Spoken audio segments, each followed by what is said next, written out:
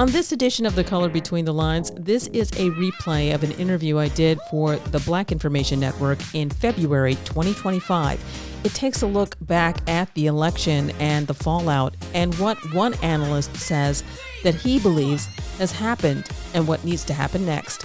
On Martin Luther King Jr. Day, the same day that President Donald Trump took the oath of office for a second time on Inauguration Day, he signed 26 executive orders. They've ranged from immigration to citizenship, as well as pardoning those who attacked the Capitol on January 6, 2021. I spoke with political analyst Alvin B Tillery. He's a Northwestern professor and founder of the 2040 Strategy Group. Last year, he warned Democratic leadership if Trump were elected back to office, there would be consequences. I spoke to him about his feelings after Inauguration Day and if he had an answer for many Black folks who are asking, what do we do now? Well, it's unfortunate. I mean, I think that the worst nightmares of those of us who campaign to wake up Black voters to the dangers of Project 2025 and Agenda 47 and Mr. Trump's white nationalist agenda, are seeing what we feared coming to fruition, and probably in a slightly faster time frame than some had anticipated. So it's really dangerous times for Black people and other vulnerable populations in the country. This morning, the State Department said that the Trump administration's directive was to refrain from openly observing Black History Month in February. Is this a Yeah, surprise? no, it should not be a surprise to anyone. I think the Republican Party writ large has been hostile to Black people since Barry Goldwater ran his campaign in 1964 on the plank of overturning the Civil Rights Act. Now, of course, he was clobbered in that election, but what people need to understand about Mr. Trump is that there are hundreds of people behind him in right-wing think tanks and other sort of spaces that are living out their dream to try to reduce Black people back to a condition of a racial caste system whereby you would be denied opportunities in this country. And so, that's what's happening. And you can't pray that away. You can't post about your Black excellence or, just wait calmly for the next election. It's game time now, and people need to wake up to that.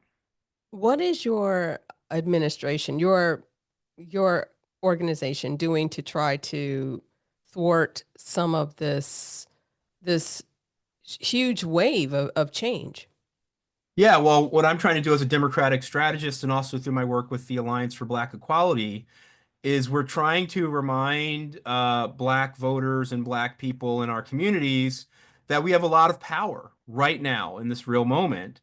When Dr. King and the other civil rights leaders, Miss Rosa and everyone, worked to pass the Civil Rights Act in 1964, there were three Black members of Congress, and Congress was a segregated institution. They had to enter through different doors. They couldn't eat in the lunchroom, etc. There are 63 Black members of Congress, including four Black senators who have the power to filibuster. So what the Alliance for Black Equality is going to try to do in Black History Month is wake up and activate Black constituencies to put pressure on Black Democratic elected officials at every level to respond with protections for our community. And so that's what we're mobilizing to do right now. What should the average person, like the mom at home, the teacher, the bus driver, what should they be doing to help in this effort? Because they're concerned likely as well. Well, they can go to the allianceforblackequality.org and sign some of the petitions that we'll have coming out in the next couple of weeks that we want to deliver to the politicians that we want to reach.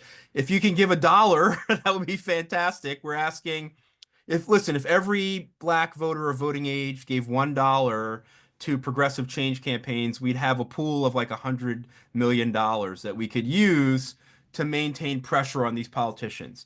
If you can't do that, then give to the NAACP, Reverend Sharpton's organization that are trying to sustain boycotts, right? Boycotting corporate brands. We've got to put pressure not on the Trump people and the people that are serving in his administration as much as we do on the opposition. And the opposition includes corporate leaders who would probably willingly defend our interests if we made them do it. And so, the kinds of boycott efforts that are coming underway, I think that those can be really productive if we can sustain them. Let's not do what we did with Colin Kaepernick when, he was trying to get everyone to take a knee and talk about police brutality, and black viewers flocked right back to the NFL, right? So let's try to earn some respect from these institutions that are courting us for votes, for dollars, for support, and put pressure on people to push back because the things that Mr. Trump is trying to do are not legal. No one can ban equity, people. Equity is enshrined in the 14th Amendment and the Civil Rights Act of 1964. So, despite what he's saying, he has not banned equity. No one can take away our history if we tell our history, if we become obstinate and demand that our stories are told.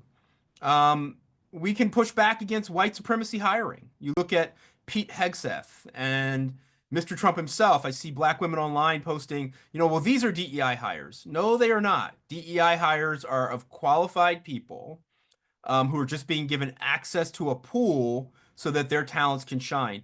Pete Hegseth is Secretary of Defense because he is pledged to uphold white supremacy. He is not qualified by any other metric. And so let's start calling that what it is, right? We have to talk about these legal challenges, the elimination of the DEI programs. What do you make of it, and how do you think that it's going to be challenged, or is it completely something that is going to be carte blanche until perhaps Mr. Trump moves out of the White House? Well, by the time he moves out of the White House, if he ever moves out of the White House, because I'll point that his people have introduced a constitutional amendment trying to give him a third term. So what I will say is that we need to stop talking this language of DEI and get to the fundamental language of equity. So all this language around DEI is just meant to soften up the heads of white people into thinking that these programs discriminate against them. So then they can do what they're already doing, trying to overturn the Civil Rights Act, which makes discrimination against blacks, women, LGBTQ, religious minorities, the disabled illegal. They want that off the books so that defense contractors like Elon Musk can discriminate against whomever they want, right? So the corporate DEI programs, which are voluntary, are a much smaller piece of the puzzle here. What they ultimately want to do is stop the collection of the EEO1 data, which is where we all check the boxes saying who we are, so that then they will be able to make the racial caste system that existed in this country from 1660s until 1968 operative again. So let's get our heads in the game, forget about what Target and Walmart are doing, except if you want to boycott them, and focus squarely on protecting the Civil Rights Act of 1964 and the 14th Amendment, which has that equal protection clause. Trump wrote an executive order saying that they're overturning the birthright citizenship aspect of that. They can't do that, but they're going to try to do it. I want all of your listeners to know that the big grudge against the 14th Amendment is that it guaranteed equal protection of the laws to black people. And with people like Goldwater and all those Southern governors, Strom Thurmond, they have never forgiven the Democratic Party for putting that in place, right? For making an enforcement law. The Civil Rights Act is an enforcement law of the 14th Amendment. And so that's what they're going for, people. So, don't get distracted and wait for Target to bring back their corporate DEI programs. They're not. That doesn't matter anyway. What matters now is that we can array enough power to make sure that the Civil Rights Act is not overturned and the 14th Amendment is not overturned. And then we can hold these companies accountable with lawsuits in the workplace and with sort of our corporate dollars in a way that can make them feel real pain. capital punishment. Yeah. There is a big thing on the table in regard to that, and the reinstatement of, I guess, the federal death penalty. Yes. What is that going to mean for African Americans, for just Americans in general, as far as our communities? What's this mean? It's awful. And so what Joe Biden did on his way out the door was he commuted the sentences of all but two of the federal death row inmates. So the people that are already there, Trump won't be able to execute them. But for new prisoners going forward, they will be able to put that back into place. The bigger problem with criminal justice issues, and this is what the Alliance for Black Equality tried to show all through the election cycle, is Mr. Trump promising federal stop and frisk. That's likely coming, but him also promising to pull back from all of the Department of Justice's consent decrees and investigations of local police departments. He's already written an executive order doing that. And so what that means is that if you're in Chicago or St. Louis or Milwaukee or Los Angeles, if your police department was being investigated, or even if they said, you know what, we agree we had some patterns and practice of discrimination. We want to cut a deal. We want to pay settlements to people that we've brutalized. Mr. Trump is saying that if you do that, you will lose federal access to Department of Defense dollars that pay for a lot of this police equipment. And so we've got to now lean on our local governments to say, pull out of the Department of Defense. Do we need tanks and all these things that they want to give to us anyway? Probably not. So that's a big part of the puzzle, and that's a much bigger piece than capital punishment is. I know you mentioned birthright citizenship. Is that anywhere that is that just a bunch of bells and whistles that people, look over here, a distraction versus something that's really important that people should be paying attention to? Yeah, I think we should absolutely be paying attention to it. I mean, I think the corrupt Roberts Court has made Mr. Trump a king. They've given him an immunity grant that no one had ever given to any other president.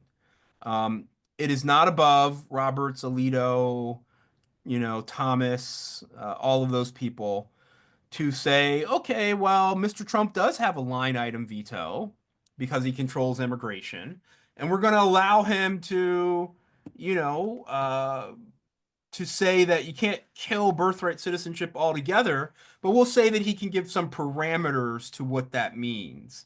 I believe that they are capable of that. Um, and, we should be ready for that. Hmm.